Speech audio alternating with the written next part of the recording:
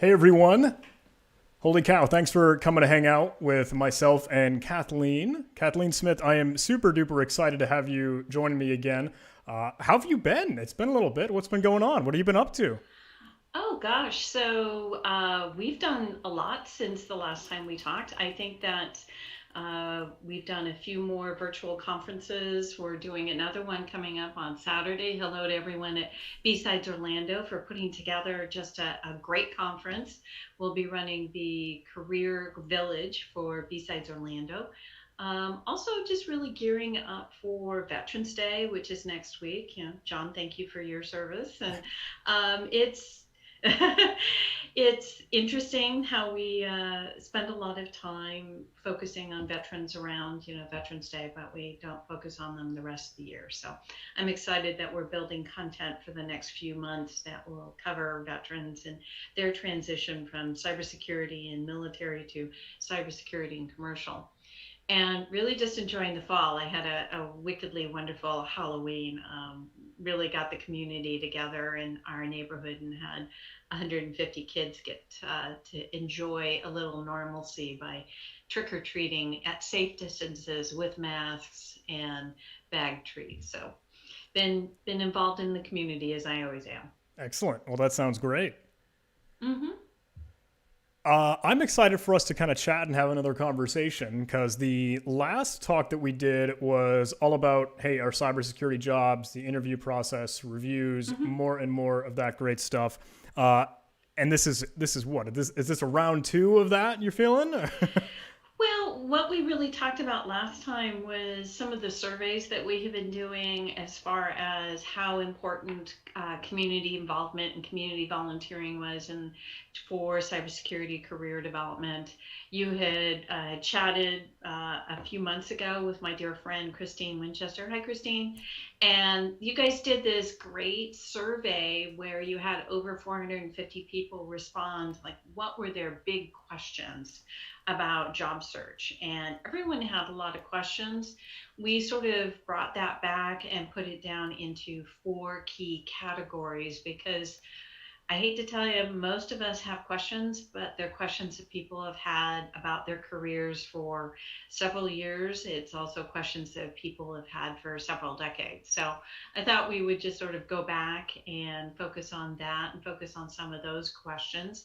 And I know we have one of my team members, Ashley, in the chat, so she can answer any career questions as well. So I think one of the first things that I wanted to kick things off with is really be passionate about this career that you want to have in security, be it cybersecurity, be it cloud security, information security. I feel so badly when I talk to people and I ask them why they're getting involved in this community, and they say because it's the hot topic, rather than having a passion about solving problems or, sort of tackling really difficult situations. So yes, we can talk about what experience you need, what certifications, how do you go about finding a job, but really, please, this has to be something that you want to be passionate about, because any employer that you want to really work with, the first thing they're going to want to know is, are you passionate about this? Are you going to take the initiative? Are you really going to want to get to the bottom of the problem? And if you can't show that kind of initiative and passion, you're not really going to stand out from all the other people who have gotten a cybersecurity degree or have, a variety of different certifications. Because bottom line, the number one question people ask is, are you really passionate about this, and is this something you really want to do, or are you just doing this because it's the new hot job? Definitely. And i and and then, from there, it's understand what you want to do in the community. I had some really painful conversations with people who said, I just want to get into cybersecurity. And they were standing next to someone who's been in cybersecurity and one of the founders of Tenable Network Security. And they asked, well, what about security do you want? Oh, I just want to get into cybersecurity. And she kept asking them, what do you want to do? oh, I just want to get my degree and I want to do it. And I was like, and we were both, cringing. Do you want to be a pen tester? Do you want to be an ethical hacker? Do you want to go into crypto or forensics? Are you interested in the retail, point of service complexes? What is it what problem do you want to solve? Is it healthcare? I mean, obviously we have some big healthcare issues going on, especially with riot happening this past week. We have so many hospitals being inflicted with ransomware. So what is the problem that you want to solve? What is something that gets you up in the morning? And then we can get into, what certifications and how to get into it. But please, there are so many other things you can do in the world. Please don't, get into this just because it's the hot topic. I mean, John, how did you get involved? It's funny. I was going to mention that it it's it's so spot on and so right, kind of what you were saying, that you have to just have a passion for it and do it because it's fun and because it's something that you love and something you're interested in. And then when you get into that, sure, you've established this baseline, you've established this foundation. And I saw a note in the chat here. It says, I don't know how long only being passionate is going to work for getting us a job. And it's like, you know what? You're right. There's some value in that statement. That is just the bottom layer. But Right. you want to make that something that you are passionate about and you're willing to get up in the morning and you kind of just want to play and explore. After that, like you said, okay, let's find the problem that we want to solve, whether or not that's maybe on the defensive side of the house, that's on the offensive side of the house. When we're seeing that FBI and DHS, the whole warning, but the healthcare side of the house and where do we kind of fit in that? Where do we want to be in that? How can we fix that sort of thing? Those are great questions to kind of drive you. And those are questions that you need to be asking all the time. I mean, none of us decide in kindergarten or in graduate school or college that they want to get into one career. I mean, when you talk to people who are happy in their career and successful, they've taken many different paths. And yes, I hear you when you say, passion can only take you so far, but you have to constantly be checking in. I mean, are you passionate about the people that you work with? Do you like the projects? I mean, a lot of people, they really love pen testing, but they don't like the company that they're working for. They don't like the management style. You have to remember that those questions are questions you have to ask yourself rather than blaming the company or your manager or something that you're not happy in your job. This is something I run into a lot with people will send me a request and say, find me a job. And I'd be like, well, one, I'm not a headhunter. I'm not a staffing firm. I'm a job board. And two, you are the only one that can truly find you the job that you should take versus, relying on someone to say, here, fit into this square hole and do your job. I think the other thing is, and what we touched on last time, was community involvement. And community involvement is important for two reasons. One, networking. No matter what industry you're in, no matter if you're in the military, out of the military, networking is always going to be your number one way of finding a job. Not only finding a job, but finding people who can do referrals for you, people who you can do information interviews with. You have to constantly be expanding your network, not having the same 10 people. But then also getting the experience. Whatever survey you look at, it's going to say experience, certification, education. Those are your trifecta. But foremost is always going to be what kind of experience. And what we touched on last time is your experience setting up a knock for a conference or any of the competitions, being sure that you're keeping, notes on what kind of CTFs you're part of and constantly challenging yourself and being part of those CTFs, but always taking those notes that what is the CTF? Is it wireless? Is it ethical? What is the parameter? What are your constraints? What is the timeline? What are the team members that you're part of? And being sure you're keeping sort of a notes or a journal of that, because then you're able to share in any of your interviews or any of the hiring managers you talk to that, yeah, I might not have experience in the knock, but I actually did set one up for this conference of 2,000 people. And these are the things that I learned. So being involved in the community is a really great way to get experience, but also to be building your network. I see some questions being popped up. What do we got, John? Oh, there's a lot. Some are specific to a certification. Some are asking, hey, what about OSCP? What exactly is the premise of the forensic side of cybersecurity? How do I best explore all the different job types to figure out really that answer as to what area of cybersecurity I want to get into? What would you? There's so many. Should I keep rolling There's them off? so one really great resource that gets overlooked all the time is cyberseek.org, which has a really great flow chart. I think Ashley is going to pop that into the chat. It's really great sort of flow chart that sort of explains your career paths as you go through the different thoughts. Do you want to be offensive, defensive? Do you want to do pen testing? What do you want to do? So cyberseek.org does a really great job of giving sort of a baseline as far as the certifications are concerned. And certifications are expensive. You know, there's no doubt about it. They're very expensive.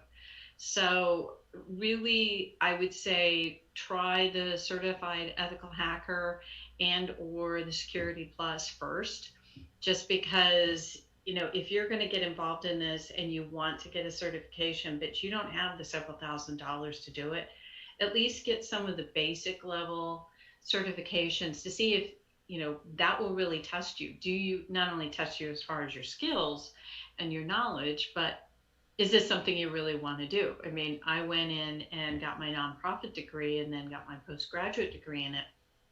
But having that rigor of going through and taking exams and studying and having to put the nose to the grindstone really sort of said, yeah, I need to get these skills to do those things I want to do. Well, get some of the baseline certifications available so that you can say, okay, do I really want to do this or not do this? And then it's following either CyberSeek or the NICE workforce plan, NICE, NICE. Being able to follow that to sort of say, what is the career path? My challenge with some of the government resources that have been put together is, even though they've had commercial input, I don't really see a one-for-one comparison between what they've put together to what you see happening across the board commercially. There are a lot of companies that do follow those career paths, but it is a good starting point for a lot of people.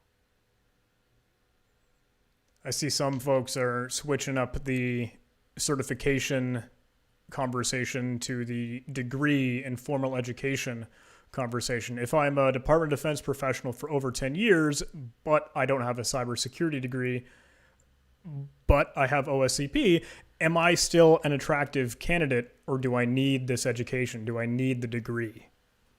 So what's interesting in the DoD environment is having a bachelor's degree of any sort of topic is important. So, you know, be sure you get your degree while you're in, you know, the military.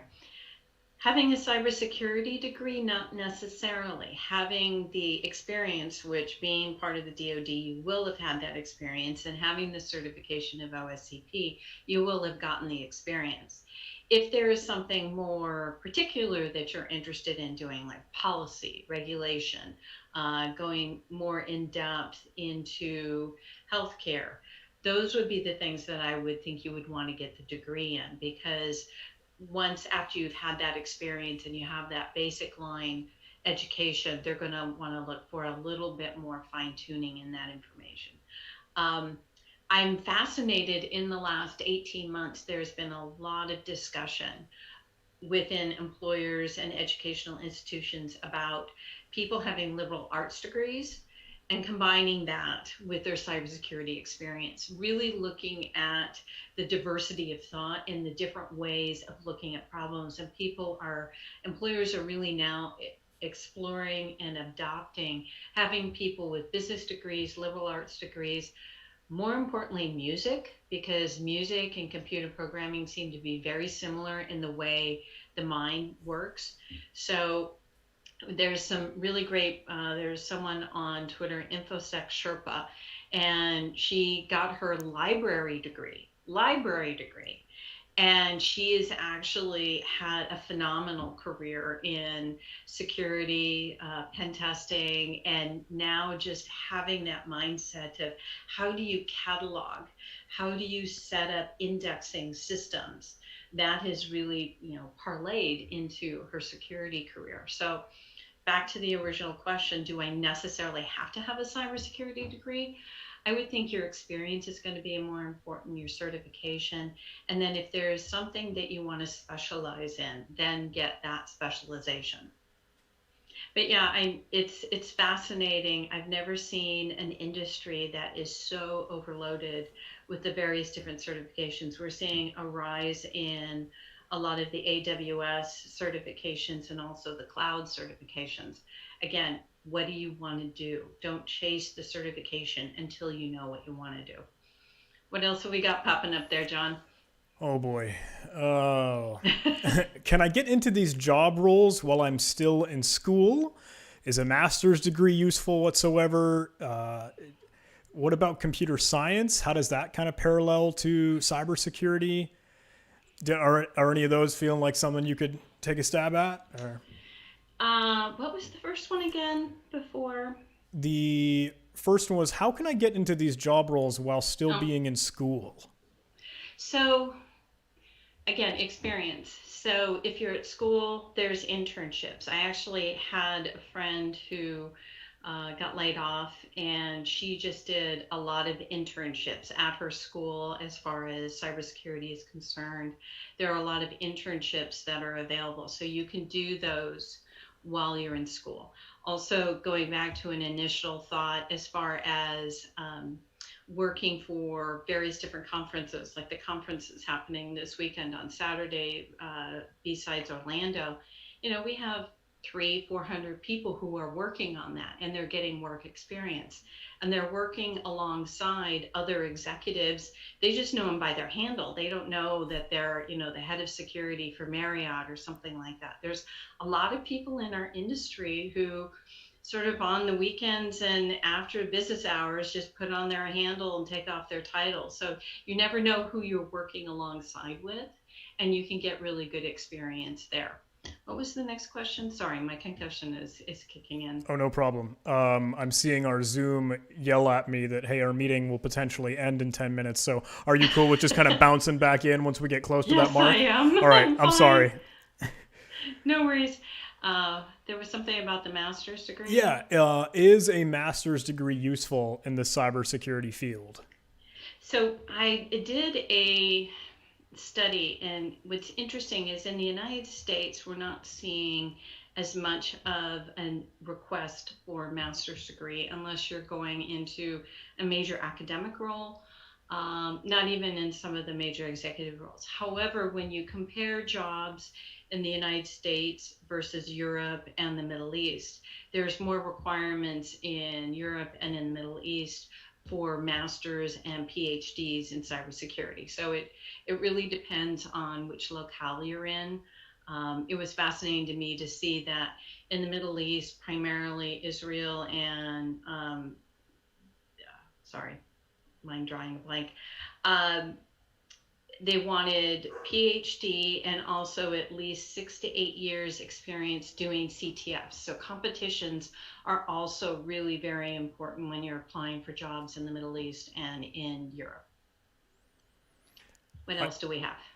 I just wanted to sneak in a nugget because I always swear by capture the flag, and I guess somehow grew a relative community surrounding that. I always tell people, hey, go play a capture the flag, go help host and organize a capture the flag event. I have a little ragtag team of hackers, or a little tribe, where we've been trying to do a little like CTF for hire thing, and we've shopped it around to different events. I remember we were doing, I think, besides Boston the last time you and I had talked. And we're planning and also doing something this month, November 13th, again for veterans in cybersecurity. It will be a closed event, but you can register, I think, through HackerOne, and it'll be hopefully a lot of fun. We've got, I think, 35 or 40 challenges built out for that. I'm really excited for it.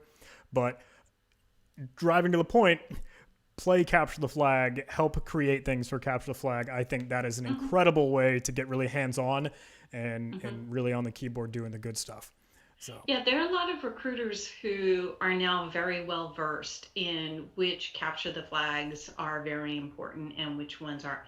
Now, don't panic and think that you need to get the black badge or that you need to win the competition. It's not the winning that gets you the job, it's the fact that you showed up. But it's also, you could win, but the next day not be able to explain to anyone what you did. So please, whatever you do, write down what were the parameters, what were the constraints, what were the challenges, who did you have to work with, what did you learn, what did you fail. One, it's something that you can share in any kind of work experience. When someone says, when did you learn something the most, and you can say in a competition versus when you were doing something at work and the network went down. But then it's also a really great way to see, are you having a consistent challenge, or is there a consistent problem that you're not able to overcome, and maybe that's an area to do more studying or something. So I think that's just absolutely fascinating in our community that we have these opportunities to do the competitions and be able to say, hey, this is some place that I can challenge myself. This is some place that I can get work experience and not worry about failing. it's a good game. It's a fun thing to play. And just so everyone knows, there are policy CTFs as well. So don't just think it's technical. Um, the Atlantic Council does Cyber 912. They do one in Sydney, they do one in London, they do one here in Washington, D.C. I think it's once a quarter. And it's really about cyber policy. And you're looking at a challenge and you're looking at it from a business policy standpoint, international policy standpoint. What recommendations would you make to a government agency? What recommendations would you make to a CTO? And actually, you are presenting to actual government officials and CTOs. They really are giving you that real world experience. So if cyber policy is an area you're interested in, definitely look at any of those competitions. My one caveat with that is that a lot of people just go into cyber policy without having any practical experience. And it's just sort of my personal opinion. If you're going to make a policy, you might want to make sure that it can work on a technical standpoint first. So at least having some rudimentary experience with, some of the CTS is something I would recommend doing. But that's just me. Let me scroll through some of these questions here. Some specific OSWE, some more of the offensive security certifications. An associate of applied science. Is that useful? So applied science, yes. In specific areas, we have so many energy labs that are crucial to the national grid here in the United States. So applied science would definitely be something critical to that. That's one area that I see a growing field, a combination between physical security and information security or cybersecurity. So being able to apply the applied science to that would be definitely a way to go. Again, going back to the first thing, even though I know I have my detractor out there that passion won't take you everywhere. If it's not something that you want to do all the time, find something that you want to do all the time. I'm looking through some of the survey questions that you had kind of collected. I'm also trying to be cognizant of the clock here since Zoom might boot us in 3 minutes. It's funny. I have a little remaining meeting time to be 303 minutes, but I'm not certain if that's really 303 or just 3. Well, I'm just going to touch into something really quickly. Yeah. One thing that we see a lot, I do resume review on Discord all the time. Please remember your resumes, make them as simple as possible. The one thing that I have seen growing more and more in the community is people making their resumes look pretty. Please don't make them look pretty.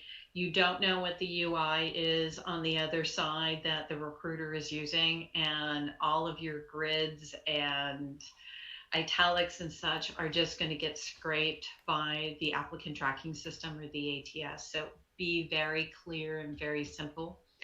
Also, a lot of people have been putting in sort of their skills, and they combine their technical skills with their business skills. So really just keep your, technical skills there. What are your programming languages? What are the certifications that you have? Too many times I'll see skills and people will put in their languages, their certifications, and then they'll put in that they're a concise writer or that they're a clear thinker or something like that. Those are subjective. Please don't put that in there. A lot of people put in an opening paragraph. Realize a recruiter is not going to read a paragraph. You're going to want to have 3 to 5 bullet points at the top. Your first 3 bullet points are really going to be, what are the 3 strongest skills that you have experience with? And then your next 2 bullet points are going to be whatever you're customizing that resume to that job. So if you're a really strong pen tester and you could talk about, what you've accomplished with that and the teams that you led, but someone is also looking for someone who has customer service experience as far as relaying to internal customers, then that's what I would put as the bottom 2 bullet points. How about, let's see, what are some of the other questions that came up here? Someone did ask about, what sort of at-home experience, and believe me, having a home lab is very important. Being able to show that you've built a home lab, that you're curious all the time, and that you're willing to put things together and break them apart and put them together. Being able to talk about your home lab from 2 or 3 different points of view is always going to be important when you're in a technical interview, but also when you're in some of the final panel interviews. I see we have less than 1 minute. I'm trying to figure out. Is it saying 1 minute on your side? Because I still see like 300 on mine. It says less than 1 minute on my side. Alrighty. Well, let's do a quick flop and just bounce out, and we can rejoin. Does that work? No problem. Take care. Take care. Thanks, Zoom. Welcome, everybody. You just got me here, apparently. All right. We'll bump back in just a moment. I will fire this up on a separate monitor. So hopefully none of you can see all that noise, but I'm grateful for all of you hanging out, and we'll get back to our good meeting. Fun part of Zoom, right? Anyone else have Zoom fatigue? The remote life? This is me awkwardly trying to fill the dead air as I click around.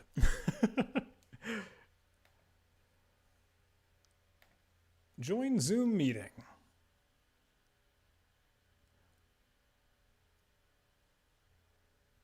It's just me.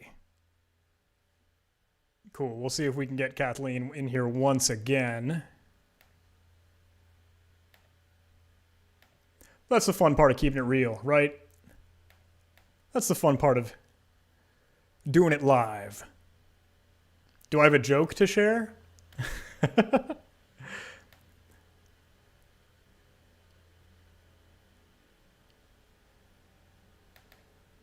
Welcome back, Kathleen. Thanks for doing the dance with me.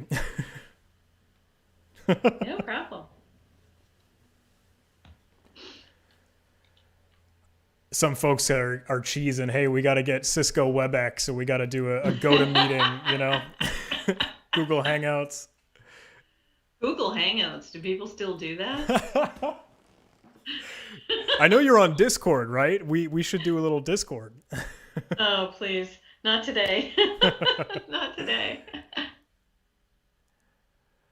Some folks had asked, what do I put on a resume if I'm literally a beginner, if I don't have a whole lot of job experience? It sounds like that's, again, kind of get to our networking and your personal endeavors. Is that right? Or are there any other kind of nuggets for that? That's it. It's always the hard chicken and the egg. You want the experience, but you need the job to get the experience. But to get the job, you have to have the experience. There's always going to be projects that you worked on in school. So it's also going to be, how did you start up the cybersecurity club at your school? Did you start some other kind of program? Because one of the things I was going to touch on is more and more businesses are looking at technical talent that also has business skills. So you should be also developing those other customer service facing roles, those marketing experiences, the business experience. What are the other things that you are doing? It's going back to extracurricular activities. I mean, if you can't get the additional technical internship, did you gain some business experience? Did you gain your presentation skills? More and more companies are looking for people to make sure that they know how to write well and they know how to present well, because if you're going to gain the technical experience, at some point you're going to be asked to stand in front of an internal team or an external group of customers and explain what the technical situation is and explain what the risk is. And if you're not a proficient speaker or a really good writer, that is going to hold you back in your career. I saw one question that I think might be interesting because we could also take the internship side of it, and I don't know if you want to dive into this or not. But hey, let's give it a try. What is a reasonable salary, and the different tiers, the different ranges? Hey, I saw the deer in the headlights. Look, should we not touch that one? So since I work in the DoD world primarily, that's where I'm going to know those sort of experiences. But there's so many resources that are out there. Whatever you do, don't take your buddy's information that he says, yes, I'm making 125, and then go back to a hiring manager and say, I need to get 125. Yeah, no, sorry, that's not it. Go to salary.com, go to indeed.com, go to Glassdoor, go to any of the resources and be sure that you're cross-referencing the levels of experience, what kind of certifications, what kind of degree, and the locale that you're in. I mean, obviously, salaries that are coming from the Washington, D.C. area or the Silicon Valley are going to be higher than they are going to be somewhere in the Midwest. What's interesting with the pandemic, we're going to start seeing a leveling out of salaries just because people are no longer having to live in those high cost of living areas. So what you're getting now might be going down later. So we'll see. That's a really interesting thought. I guess I hadn't even thought of that, honestly. Well, we're going to have this shoulder period where there's a lot of people who were getting the salaries for Silicon Valley or getting for some of the high areas, and then they all of a sudden moved to, Kansas or Colorado. Not Colorado is high cost of living, but Iowa or something like that because it's a low cost of living. But what's interesting is that OPM already has those labor categories and those salaries, and a lot of the major employers are starting to look at that. What is a help desk, to salary in San Francisco versus what it is in St. Louis, Missouri. And there is already labor categories for that by OPM, but we don't know when the major companies are going to start adopting that or not. But we do know, that several employers are no longer re-upping their leases in Washington, D.C., and San Francisco and Seattle. So we're going to be seeing a leveling out. It's going to be interesting over the next 2 to 3 years. I guess I would put a note in that one because we'll talked come back about in 2 years. Even just this point, because we talked about networking earlier and how important that is. When I had kind of gotten my first job, I was on the phone so that was a teaching job. That was an instructor with the training academy. Right. I had squeezed my foot in the door because an instructor had a student that knew me, and that student knew that the instructor in the academy was hiring, and they referred me through the student. So I was having conversations with that individual teacher, but not HR, but not with the back. And that was casual, and that was friendly, and that was candid. So when I would ask him, like, hey, what is a reasonable or normal salary for this kind of position? And he'd give me the number, okay, X through Y. And then and I guess that gives me a little bit of an inkling on like, hey, are you comfortable with you telling me what you make? So when I can go to that interview for that job, I can actually say, hey, here's my range because I know this is what you already pay the people that are doing the same thing. And I'm not lowballing myself. I'm not throwing a number that's insane. Networking, getting to know people. Well, it's networking and doing your research and being reasonable. A lot of people don't do an apples to apples comparison. They'll say that somebody who has 10 years experience, has a master's degree, has several certifications, they get one salary, and someone will say, well, I sort of do the same thing, and they try to compare that.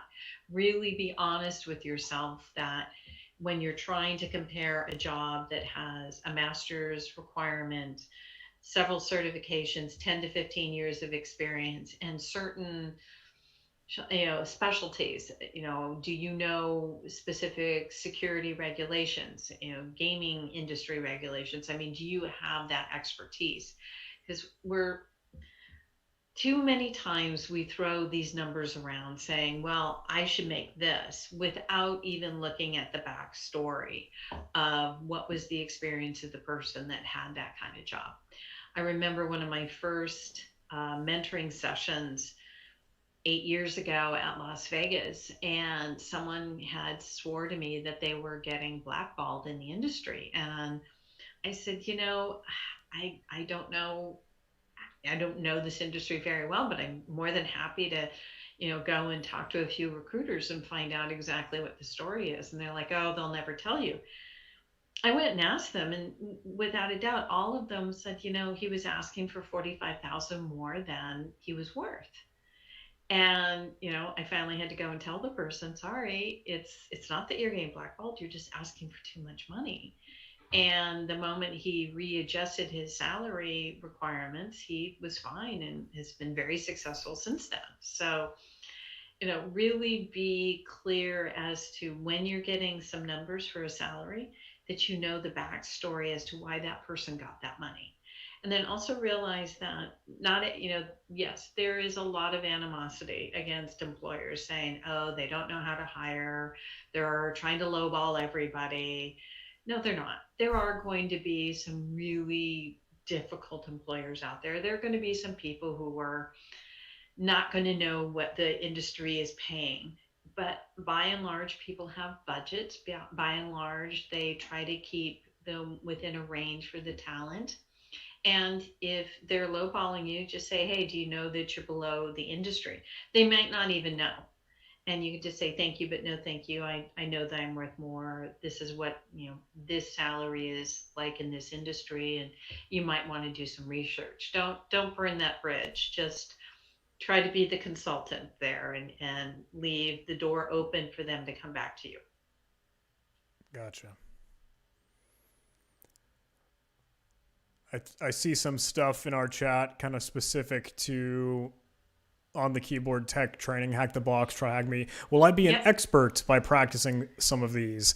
I will poke that because I don't think you will know. The answer is no. You will not be an expert master of your craft with hack the box and try hack me alone. I've recently used a phrase that might not be good, but I've said, like, if you want to learn how to exploit off-the-shelf WordPress server with some vulnerable plugins intentionally there and expose credentials like on the public-facing website, those things are good.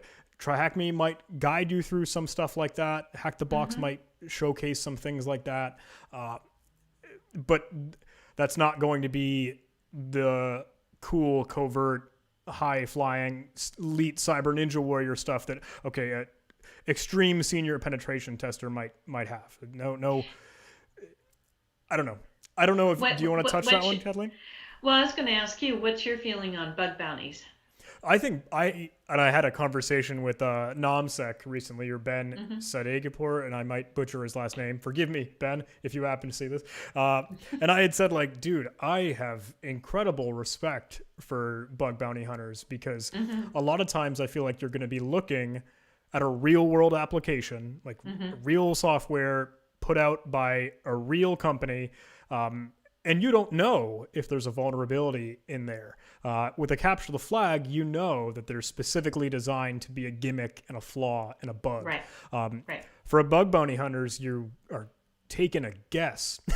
And there's probably going to be some potential legitimate security protections in place there. So when you craft an exploit, right, or a payload, that's got to be able to bypass a lot of their filtering mechanisms and their whitelists and their blacklists. So that's got to be a very, very well crafted sword. So I think bug bounty is crazy cool.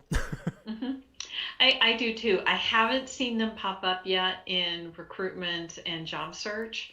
But because I'm not really quite sure how an employer is going to feel having a bug bounty, and again, I don't know how they would feel. Most of them, I think the recruiters who handle, this kind of community would be totally cool with what it is. I'm not quite sure if their upper management, like, well, wait a minute. So, it really depends on the maturity, the security maturity of the company understanding what a bug bounty is. You had a previous question. Sorry. Remember, brain not working. No, I think that was really my wrapped up answer, is that you won't be an expert by the online war games alone. But see, again, it's, the online CTFs, the online games, it's expanding your network and expanding your experience. You may be just sitting down, 1 a.m. on any night of the week these days now in the pandemic and playing with game.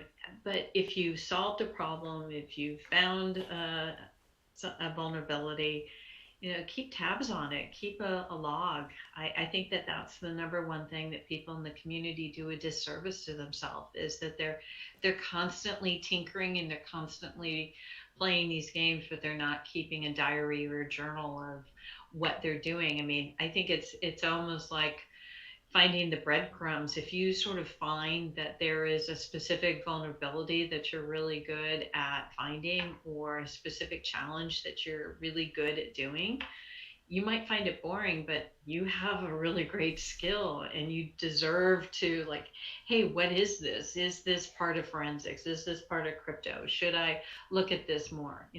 We have so many avenues available to us in this community to find out more about ourselves and about our skill sets and where we want to go, that we're overlooking those all the time. So I feel badly for people who say that they're stumped in their careers and they don't know how to do the introspection of what really makes them tick.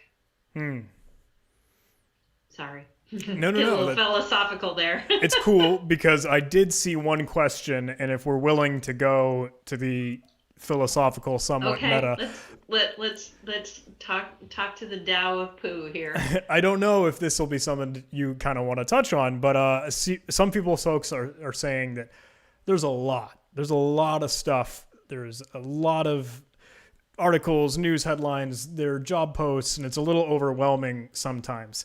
How do you deal with burnout or imposter syndrome, and those really just kind of stifle you? Yeah. So imposter syndrome is really big in many communities. It's very big in our community because we worship our rock stars. We worship our social media stars. We think that they're really great. I'm not even talking about all of the rock stars or the people who are really cool in, the red channels and such. Just the people, Alyssa Miller and, Ms. Bat and a few others, sorry, naming all the women. We are all unique. We all have value. We should not be comparing ourselves. To quote something, comparison is the thief of joy. So understanding what you're really good at and what value you bring is what you should be focusing on, not measuring yourself up to somebody else because they've had a completely different path of challenges and opportunities than you have had. So be happy for their success, help them in their success, and they will help you in your success. So one, imposter syndrome, everybody has it. I have it. I get up on stage, I get out and I talk to people, and I just think I'm going to fall on my face and not do well. I've only done that once, but I have that fear every single time I get up on stage. The other is burnout. We're trying to do too much. We're trying to be too many things to many people. And I think the pandemic has really exposed us all to our vulnerabilities of wanting to be connected. We don't have control over our environment, so we try to have control over things that really don't fulfill us. We try to have control over the social media, the election results, the pandemic numbers. We're trying to have control over anything, and the only thing you can control is how much you sleep, how much you eat, if you do your laundry or not. And it's, a great way to get around burnout is really just go back to the basics. Don't try to save the world. Try to make sure that you have clean laundry every day. Um, and then really taking time off the computer. I think I just got 3 messages from somebody who said, I had to coach them. I'm like, get off the computer. You need time away.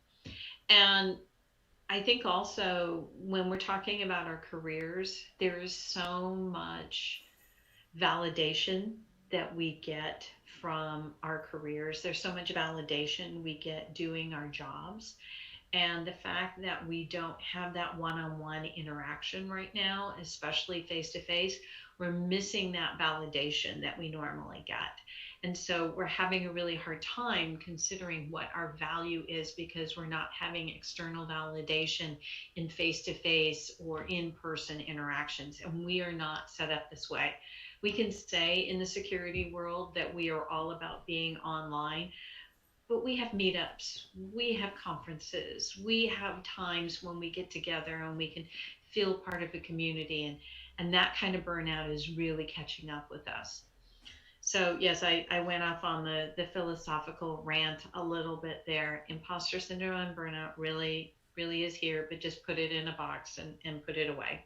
Everyone has it, but we don't need to compare who has more burnout or more imposter syndrome than the other. And then 2, do your laundry. 3, eat not only Cheetos, and just be thankful that you're in a community, that there are people you can reach out to. Find 1 or 2 people that you can reach out to, and just don't try to reach out to 20, just reach out to 2, and really just be part of those relationships. A lot of people talk about how many followers am I going to have, how many people are in my community. I've got lots of followers, but I can tell you there are 5 people that I check in with every month, and that's all I'm doing because I don't have the bandwidth. None of us have that bandwidth at this point. Sorry, I went off on my rant. No, I mean, it's a good rant. How many complaints have I got in the, No. in the chat? You actually had a really very sweet one. They said, "Hey, this was a really wonderful motherly care, and I really needed that. So thank you. That was great." Hug. Virtual hugs. Yeah. Virtual hugs. Yeah, no, take care of yourself, really. I listen to meditation music every time I get on a webinar right beforehand to center myself. I do a 3-mile walk every morning at 5 a.m. or 6 a.m. I get off the computer at 7 every night. I know, heaven forbid, I'm off the computer at 7. And I stretch and meditate every night. And it's the only way I've gotten through the last few months. So I know there's tons of virtual meetups, Cocktail Con, and being able to play Scrabble online, and that if you're in an area to get out and walk, just get out and walk. Really just sort of ground yourself because we're all going to be locked down during the winter. So get out as much as you can right now.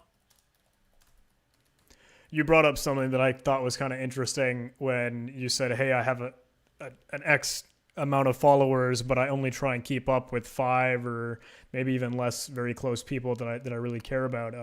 Like at one point in my life, I had made a list of the people that I really, really wanted to keep in touch with and stay in the know with, just to build and foster a great relationship.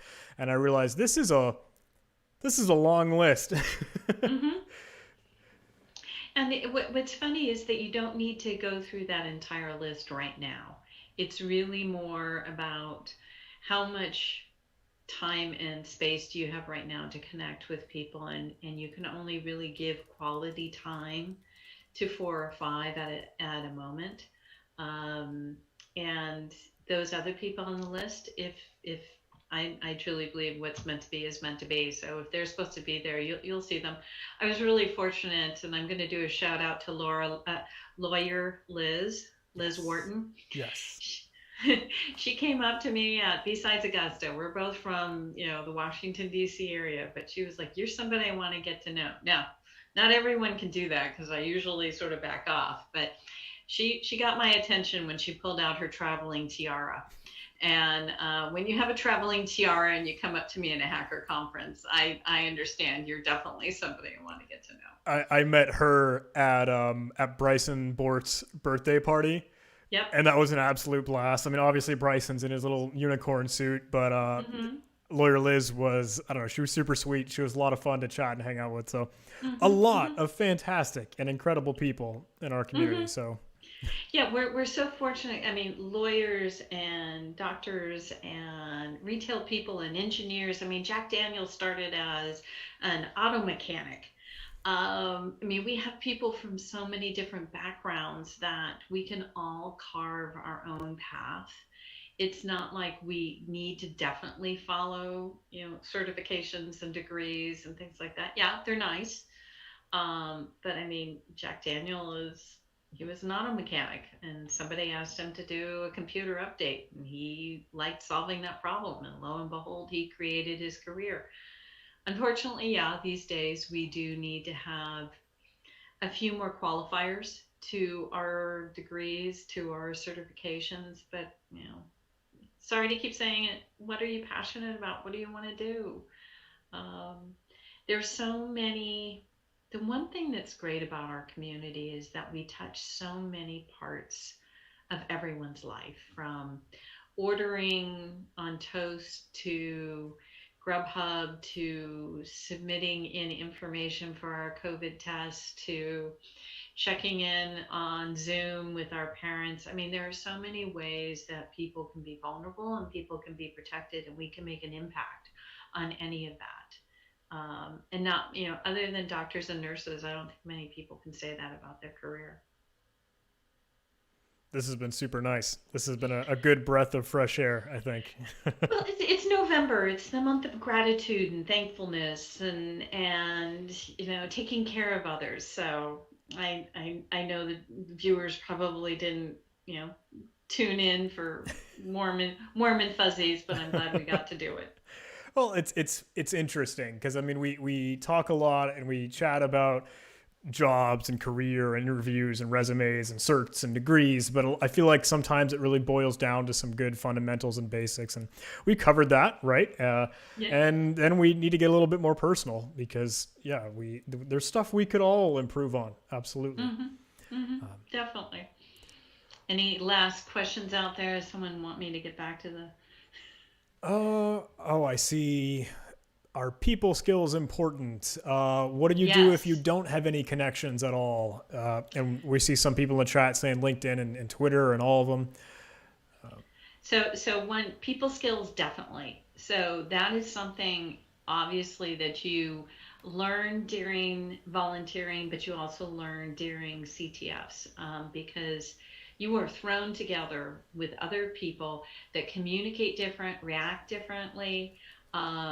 So you learn those people skills. You learn which kind of personalities really piss you off and what kind of people that you really like working with. And that is really great people skills, understanding that. Making sure that you can take that mindset and bring it into the workplace. What was the other one? Sorry. That was what if you don't have any connections or you haven't built that network? So I'm sure everyone is maybe putting in their Twitter or their LinkedIn. I am really surprised at how many people are on both Twitter and LinkedIn. After being in the community for 8 years, Twitter and LinkedIn really seem to be the number one and number two way of connecting with people. I never see people on Discord or Slack saying, hey, connect with me here. But if you're on Twitter or LinkedIn, I mean, as we've seen the evolution of social media and people sort of move from one to the other, I thought that Twitter and LinkedIn would go away, but they haven't. So, follow with people on Twitter. If there's someone who's an influencer that you would really like to connect with, be respectful and ask them, connect with John. No, I'm connect teasing. With me. I'm teasing. Yeah, absolutely. Yeah, connect with me. No more marriage proposals, please. I'm married. Thank you. But definitely connect with me on LinkedIn, connect with John. And from there, there's a whole bunch of people who will then be your second degree connections. Do realize when you connect with someone, the next question to them is not about finding a job. Connect with someone, be connected with them for a while. Then if you really have something in specific that they can help you with, be respectful and then say, I would really like to connect with so-and-so in your network because I am interested in an informational interview for a job that they have at their company. Don't say, can you find me a job? People want to help you, but you have to give them something very tangible and attainable to be able to provide you. If you just contact me and say, find me a job, I can't, because I don't know what you're good at, your skills, what kind of job you want, where you live, nothing. But if there's someone in my network that you would like to be connected with, and I know them well enough that I can connect you, because remember, I've got a lot of connections, but I may not really know everyone in my LinkedIn network. Totally agree. I think I've accepted a lot of LinkedIn connections, and I'm just trying to spread the wealth, just trying to help everyone learn and share the knowledge. So yeah, and another way, follow Chris Roberts. He gets a lot of really good conversations going on LinkedIn, and I always try to connect with other people who comment in his on his blog posts. Renee Small is really great on that. Chloe, I can never pronounce her last name correctly. Can you? Oh, Mesdagi, Chloe. Mesdagi, yes. Yeah. There's a lot of really great people who are posting on LinkedIn, and really thought-provoking issues. And if there's a good conversation going on in there, like their comments and then connect with them. That is primarily my connection strategy, is if someone's having a really good conversation and there's other people in that conversation, those are the people I connect with. Cool. Well, hey, I know we are wrapping up towards the end of our hour here. Is there any last calls or kind of any messages or signal stuff you want to send from, like, hey, Clear Job side or CyberSec Job side or Kathleen side? So one, I'm glad I could bring a little warm and fuzzy to everyone. That's great. That makes my day.